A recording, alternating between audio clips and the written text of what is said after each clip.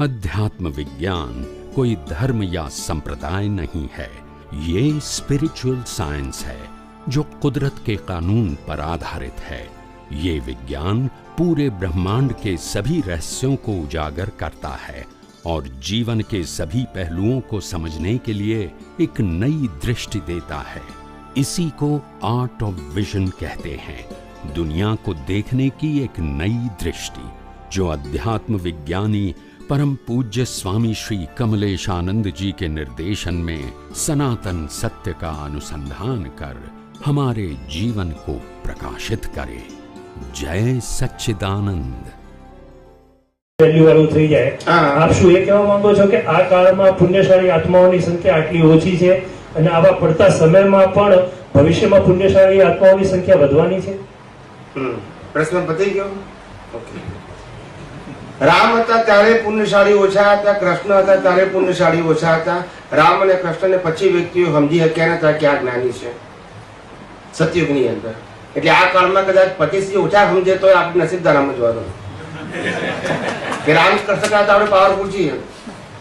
કેટલા લોકો આપણને સમજી શકે છે અને છતાં આજે રામકૃષ્ણ માનનારા કરોડો છે એ પણ તમને ખબર છે।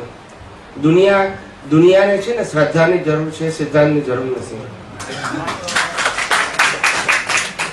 દુનિયાને શેની જરૂર છે? શ્રદ્ધાની, સિદ્ધાંતની જરૂર નથી। સતયુગમાં પણ આ જ હતું। એક તીર્થંકર જ એવા હોય કે જે કંઈક લોકો એને ઓળખી શકે, તીર્થંકર। બાકી ચક્રવર્તી, વાસુદેવ, પ્રતિ વાસુદેવ સમર્થ હોય પણ ઓળખી ના શકે બધાને। ખ્યાલ આવે? રામ પણ એ જ અવતારે મુક્ષે ગયા, એ સમર્થ પુરુષ કહેવાય। અમારું નહીં, બધાનું એ જ પ્રમાણે સમજે, અપવાદ ના હોય કોઈ દિવસ। ગયા પછી રામ તારી માયા, આવું જ હોય। એટલે તો દાદા ભગવાન શ્રીમદ રાજચંદ્ર અને ઇતિહાસમાં તમે જેટલા પણ જ્ઞાની પુરુષ, અનુભવી જ્ઞાની પુરુષના શાસ્ત્રો વાંચશો એ બધામાં એક જ મત હશે, સજીવન મૂર્તિને ઓળખતા શીખો તો તમારું કામ થશે। ફોટાથી કામ થશે નહીં, દાડા નીકળશે, વળશે નહીં। અને દુનિયાને એમાં જ રસ છે, ફોટા ને મૂર્તિમાં। શેમાં રસ છે? હા, એટલે બધાને એમાં રસ ના હોય અને તે સતયુગમાં નતો તો કળયુગમાં હોય ના જ હોય। એટલે આ કઈ નવી વસ્તુ છે નહીં। તમે જેમ હમણાં સ્ટેટિસ્ટિકલ ફિગર કીધી એ તો ઘણી મોટી કીધી, પણ હું તો ખાલી 25 જ વાત કરું છું। પણ અમે જે સ્ટેટમેન્ટ કર્યું છે કે આ વિજ્ઞાન પાછળ કરોડો માણસ પડશે અને અમારા ગયા પછી માથા કૂટશે, આ બધી વસ્તુ અમને વિઝનમાં આજે દેખાય છે। એટલે આવું નવી વસ્તુ નથી કહેતા, આ ડાયલોગ નથી, આ બનવાનું છે, એનું ફોરકાસ્ટ કરું છું। કારણ કે દાદા ભગવાનને પણ એક્ઝામ્પલ તરીકે જે પ્રત્યક્ષ જોયા છે એની વાત કરું છું। બીજા ઘણા દાખલા આપી શકું છું પણ પ્રત્યક્ષ જોયા છે। દાદા ભગવાન પણ મામાની પોળમાં રહેતા હતા અને 300 જૈનોના ઘર હતા। કેટલા? એ 300 માંથી એકે આવી શક્યું નહીં 40 વર્ષમાં। ના સમજાય ને?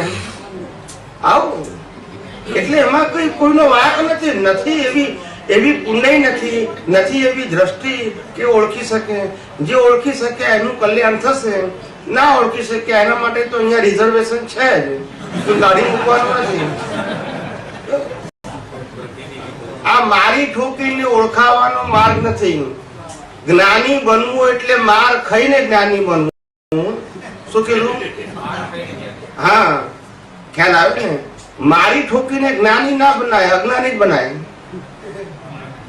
માર ખાઈને જ્ઞાની બનવાનું। માર ખાય એટલે જ મજબૂત થાય। શું થાય? જગતના લોકો બધું જ કે આપણે મહાદેવજીની જેમ પચાવતા આવડવું જોઈએ। લોકો કે મહાદેવજી ભોળા છે, ભોળા નહીં પાકા છે। સમજણ પડે તો ને, બધું ડાયજેસ્ટ કરી શકે છે એને વિષ કહેવાય। વિષ કે પેલું સાયનાઇડ નું વિષ નથી પીતા। લોકો માન આપે, અપમાન આપે, બધું પી જાય અને પાછા આશીર્વાદ આપે કે એનું પણ કલ્યાણ થાય, ત્યારે ભગવાન થવાય। મારી ઠોકી ના થવાય, માર ખાઈને જ થવાય। આ બધાએ આ જ કરેલું, બીજો કોઈ રસ્તો નથી। બધા જ વિતરાગોએ માર ખાધેલો જ। બધાએ ખાધેલું, પણ એ માર નતો લાગ્યો એ લોકોને, કારણ કે એ લોકો પાસે જ્ઞાન દશા હતી માટે. પણ કોઈ મારીને કોઈ ભગવાન નહીં થયેલો, સમજાય છે ને? મારવું અને માર ખાવો એ હું ફિઝિકલ વાત નથી કરતો, હું ઉદય કર્મની વાત નથી કરતો. માર ખાવો એટલે કે બધા જ સંજોગોને સ્વીકાર કરવો, as it is, without complain and question. એને માર ખાવાની વાત કરું છું. ઘણું બધું બુદ્ધિમાં તો ઉભું થાય, આમ કરવું જોઈએ, આમ ના કરવું જોઈએ, આવું થવું જોઈએ, આવું ના થવું જોઈએ. આવા બધા જ સંજોગો, જેટલી ફાઇલો વધારે એટલા વિકલ્પો એ બધા અમારે સમાન. તમારા ઘરમાં 4 હોય, અમારે તો 4000 હોય. શું કરવાનું? આવે કે ના આવે? બુદ્ધિ બધાની કેવી, વ્યૂ પોઈન્ટ કેવા, એટલે બધાનું આવે કે નહીં? હવે અમારે બધું પચાવવાનું અને પાછું જ્ઞાનમાં રહીને પાછું વ્યવસ્થિતમાં હાજર રહેવાનું. ખ્યાલ આવ્યો? એટલે અમારે નહીં, કોઈ પણ જ્ઞાનીની વાત કરવાનું. આમ ટોકિંગ અબાઉટ કોમન. એટલે જ્ઞાની આવા જ હોય, બધું પચાવી શકે એવા હોય જ્ઞાની, અને ઉભરાઈ નાખે બધા અજ્ઞાની. સમજાય છે ને? બધું જ પચાવી શકે, ડાયજેસ્ટ કરી શકે. શું કરી શકે? કારણ કે એને ખબર છે કે ભાઈ આ વ્યક્તિ આ વ્યૂ પોઈન્ટ થી વાત કરે છે, આ ભાઈ આ વ્યૂ પોઈન્ટ થી વાત કરે છે, આ ભાઈ આ વ્યૂ પોઈન્ટ થી વાત કરે છે, આ ભાઈ આ વ્યૂ પોઈન્ટ થી વાત કરે છે. એ બધાના વ્યૂ પોઈન્ટ છે તે ઉદય કર્મ છે, અને તું પોતે ઉદય કર્મને આધીન છું. હવે મારા વ્યૂ પોઈન્ટ ને માથે ક્યાં મૂકવાના છે બધાને? ના સમજાયું? વ્યૂ પોઈન્ટ તરીકે સ્વીકાર કરો, શું બને છે તેને જોયા કરો, તો શું વાંધો છે પછી? પણ આમ કરવું, આમ કરવું, આમ કરવું, કામ કરવું, એ પાછામાં આવી ગયા પાછા. પછી તમે ડાયજેસ્ટ કરી શકો નહીં. ભલે 100 જણા વ્યૂ પોઈન્ટ તમને આપે અલગ અલગ, બની શકે, પણ એ 100 જણા વ્યૂ પોઈન્ટ ને સ્વીકાર કરો કે ભાઈ આ એનો કહેવાનો ઉદય કર્મ છે. શું છે? અને શું બનવાનું છે એ પણ શું છે? માટે મારે લોડ લેવાની જરૂર નથી. શું લેવાની જરૂર? વી નોટેડ, કે તમે કીધું it's okay, noted, not against you. સમજાય છે? પણ શું બનવાનું છે એમાં મારી સ્વતંત્રતા છે. જો હું માનું તો પાછું અજ્ઞાન. તમે મને કીધું એવું માનું કે તમે કીધું તો મારું અજ્ઞાન. ના સમજાયું? એટલે આ શું છે? ઝેર પીવાનો માર્ગ છે. કયો માર્ગ છે? અને પછી અમૃત નીકળે. ઝેર આપીને અમૃત નીકળે નહીં. બોલો સ્વામીજી, આ તમે બીજાના વિચારોની વાત કરી, એમ કે બધા વિકલ્પો, આવા જે વિકલ્પો આપણને આપે, પણ એવા વિચારો તમને પણ આવતા હશે ને? આવે ને, કેમ ના આવે? તો એ ટાઈમે તમે શું? અમારે આ જ જોવાનું ને કે આ છે તો નીકળે છે ને અંદર. કોઠીમાં ભરેલું છે તારે ફૂટે છે ને. એ કોઠી એમ જુઓ ને કે આપણે આ કોઠી છે ને કોઠીથી આપણે કેવા છે. એટ અ ટાઈમ તમને એ વખતે એવું જ રહેવું જ જોઈએ, તો જ જાગૃતિ કહેવાય ને. ના રહે તો પછી જાગૃતિ ના કહેવાય. બરાબર. ખ્યાલ આવ્યો? તો તમારે બધા સંજોગોમાં એ વિચારો જે આવતા એને તમે જુદા રહીને જોતા જ રહો એમ? એને સ્વીકારવા જ પડે, without complain and question and without doership and ownership. તો તમે બીજાના સ્થૂળ વાતો હોય તેને પણ સ્વીકારવી પડે, અંદર વિચાર આવે એને પણ સ્વીકારવાના કે આ ઉદય કર્મ છે. એટ્રેચ નહીં થવાનું. ખાલી શું નહીં થવાનું?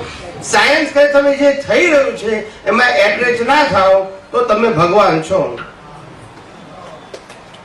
જે થઈ રહ્યું છે બહાર કે અંદર એમાં તમે છૂટા રહો તો તમે ભગવાન છો, કે ભગવાન છૂટા છે, અને કરનાર એ પ્રકૃતિ છે, અને નહીં કરનાર, જોનાર, જાણનાર એ પરમાત્મા છે. આમાં કઈ મહેનત કરવાની છે આપણે? It is a require only awareness, that's it. સીધો માર્ગ લોકો એટલો અઘરો કરી નાખ્યો કે પેલા બચારાને સાચો માર્ગ ભૂલથી ના જડે.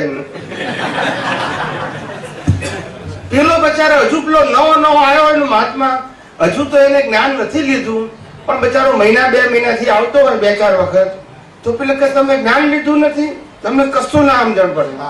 પણ પેલો કે જ્ઞાન લેવામાં કરવાનું શું? તો કશું નહીં, વિધિમાં બેસી જવાનું. પણ કે પછી આપણે જ્ઞાન લીધા પછી કશું કરવાનું હોતું જ નથી. પછી બચારાએ કીધું કશું કરવાનું નથી, તો આ સારું કહેવાય. એટલે બચારાએ જ્ઞાન લીધું. હવે જ્ઞાન લઈને પછી પાછો 15 દિવસ પછી પાછો આવ્યો સત્સંગમાં. એટલે પછી પૂછ્યું કે જ્ઞાન લીધું? તો કે આ જ્ઞાન તો લઈ લીધું. આજ્ઞા પાડો છો? તો કે આજ્ઞા તો પછી પડાતી નથી. તો કે આજ્ઞા પાકી કરો કે છે. પછી બીજી વખત આવે એટલે કે ભાઈ આજ્ઞા તો પાડું છું, પણ કે વિધિ કરો છો? તો વિધિ કરીને આવજો ફેરથી આવતા. પછી વિધિ ખરું કરી નાખી, પછી કે હું તો આજ્ઞા પાડું છું અને વિધિ કરું છું, પણ સામાયિક કરો છો તો સામાયિક કરીને આવજો. હવે પછી એ સામાયિક કરીને આવે પછી કે પ્રતિક્રમણ કરો છો, પ્રતિક્રમણ કરવું પડશે. હવે પછી આરતી કરવી પડશે, ખ્યાલ આવી ગયો. પછી કીર્તન ભક્તિ કરવી, પણ કરવાનું ખરું, પણ પહેલા શું કે કશું કરવાનું એના બચ્ચાને સાચો માર્ગ મળે જ નહીં, ઉપર જાય ત્યાં સુધી એક એક વસ્તુ આપ્યા જ કરે. પેલું કે હું પ્રતિક્રમણ કરું, સામાયિક કરું, વિધિ કરું, તો કે રોજના 4 પ્રતિક્રમણ કરું. હવે એનો અંત ક્યારે આવશે એ ખબર નથી. કરવાનું બંધ થાય નહીં અને વિજ્ઞાન ખુલ્લું થાય નહીં. એટલે આપણું કામ શું છે કે તમે શું કરો છો એને સાયન્સમાં કોઈ ઇમ્પોર્ટ નથી આપતા, તમારું વિઝન શું છે એને ઇમ્પોર્ટ આપીએ છીએ. તમારે સામાયિક કરવું, પ્રતિક્રમણ કરવું, વિધિ કરી, આરતી કરી, બધું જ કરો. કરવાનો અહીંયા કોઈ વાંધો નથી, પણ કરતી વખતે ધ્યાન રાખો છો આ પ્રકૃતિનો સ્વભાવ છે અને એનાથી મુક્ત થવો હું શુદ્ધ આત્મા છું, માટે લોડ ના રાખવું. શું ના રાખવું? જય સચિદાનંદ. જય સચિદાનંદ.